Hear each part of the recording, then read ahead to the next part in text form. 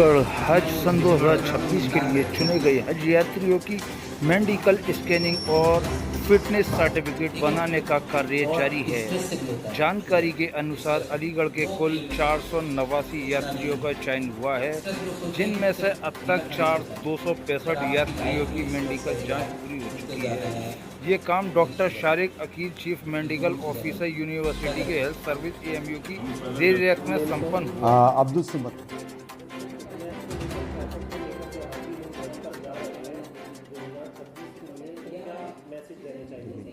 हम लोग यहाँ पर मेडिकल फिटनेस स्क्रीनिंग जो हज 2026 के लिए तैयारी कर रहे हैं, उनको यूनिवर्सिटी हेल्थ सर्विस में अलीगढ़ मुस्लिम यूनिवर्सिटी की डॉक्टर शारिक अकील साहब की अपनी टीम के मेडिकल टीम के साथ में, स्टाफ के साथ में, जिसमें मैं एक कोऑर्डिनेटिंग कर रहा हूँ।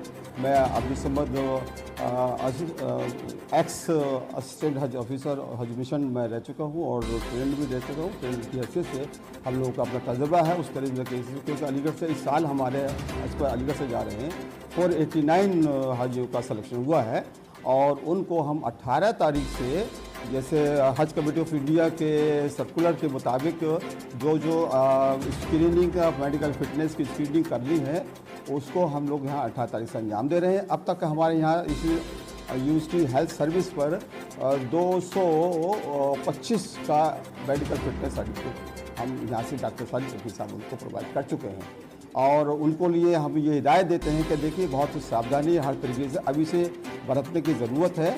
और जिस तरीके से पिछले साल में बहुत ही आसानी रहनुमाई की गई है अलीगढ़ के हमारे सारे ट्रेनर्स ने, हम लोगों ने, और डॉक्टर शारिक साहब का तो बहुत, शारिक अकील साहब का बहुत ही ज़्यादा रहनुमाई सबके लिए पसंद आई ख़ास तौर से।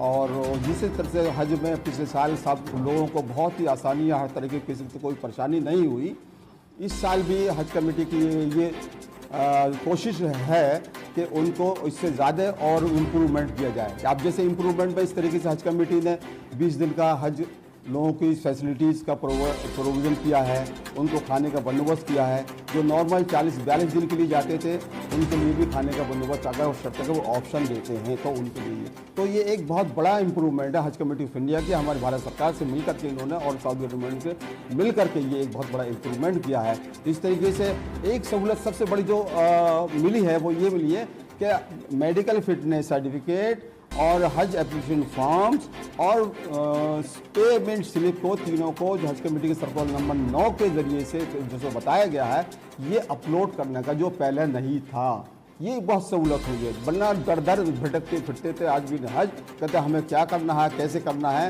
और इस तरीके से उनको मालूम नहीं होता था, बड़े परेशान होते थे, दूर दराज से आया करते थे। तो ये एक बहुत बड़ा 3 ये इम्प्रूवमेंट है हज कमेटी ऑफ इंडिया के अपलोड करना सर्टिफिकेट को अपने, और 20 दिन का उनको ये शुरुआत करना इस साल से, हज 2026 से, और उनके लिए एक बंदोबस्त जो खाने का प्रोविज़न था जिससे परेशानी होती थी, ये से बहुत बड़े फोन करना बता दीजिए। मैं doctor Sharik Aqeel, chief medical officer, Aligarh Muslim University. आजकल हम लोग जो लोग हज पर जाने वाले हैं अगले साल 2025 में, उनका मेडिकल स्क्रीनिंग और मेडिकल फिटनेस करते हैं, क्योंकि जितने भी लोग जा रहे हैं उन्हें अपनी पहली फीस के साथ अपना मेडिकल फिटनेस जमा करना है।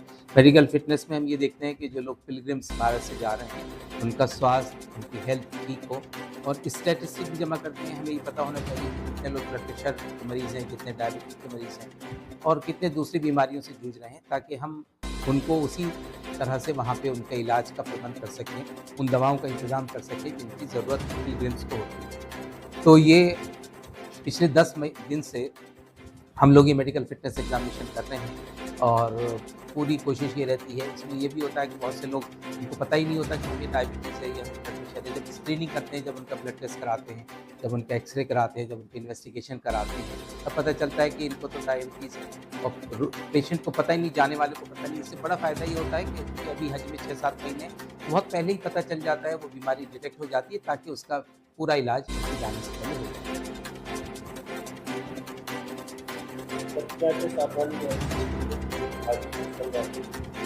जो लोग हज पे जाते हैं, चूँकि हज एक बड़ी फिज़िकल स्ट्रेंथ डिमांड करती है। ये वो इबादत है जिसमें आपको बहुत चलना फिरना होता है, जिसमें आपको बहुत मेंटली भी आपको मजबूत होना है और फिज़िकली भी मजबूत होना है।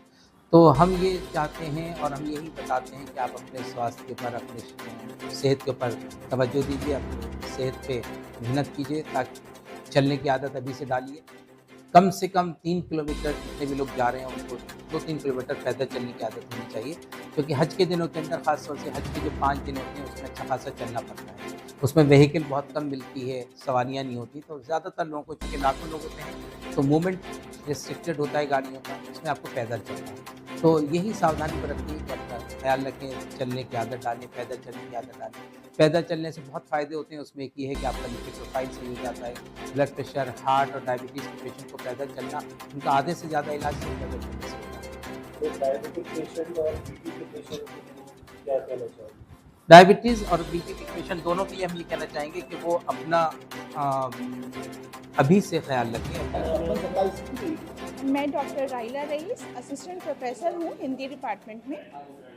मैं अल्हम्दुलिल्लाह इस साल हज के लिए जा रही हूँ और इससे पहले मैं उम्रा कर चुकी हूँ, लेकिन हज का अपना जो फ़र्ज़ है वो मुझे अदा करना है और इसलिए मैं हज पर जा रही हूँ। मेरा सिलेक्शन जो है वो नॉन महरम कैटेगरी में हुआ है, अकेला मुझे जाना है, लेकिन समर सर ने मुझे जो है वो शुरू से ही फॉर्म भरने से लेकर के और अब तक वो लगातार मुझे गाइड कर रहे हैं और ये हौसला अफजाई कर रहे हैं कि हम लोग हैं और आपको परेशान होने की कोई ज़रूरत नहीं है और किसी भी तरह की कोई असुविधा आपको वहाँ पर जा कर के महसूस नहीं होगी। और सर का बहुत ही सपोर्ट रहा, समर सर का, फॉर्म भरने से लेकर के और आज तक। और डॉक्टर शारिक हकीम साहब ने भी बहुत हम लोगों को बताया कि किस तरीके से आपको क्या सावधानियाँ बरतनी है, अपने स्वास्थ्य का कैसे ख्याल रखना है और किस किस तरीके से आपको हज के दौरान भी अपने खान पान से लेकर के और चलने फिरने से भी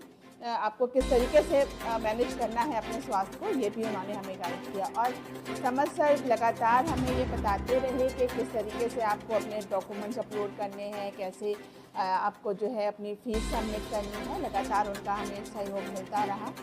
और उम्मीद ये है कि इंशाअल्लाह ताला इन लोगों का हमेशा सपोर्ट हमें रहेगा आगे भी और भी जो भी और ज़रूरतें रहेंगी। और हम अच्छी बात यह है कि सरकार ने 20 दिन का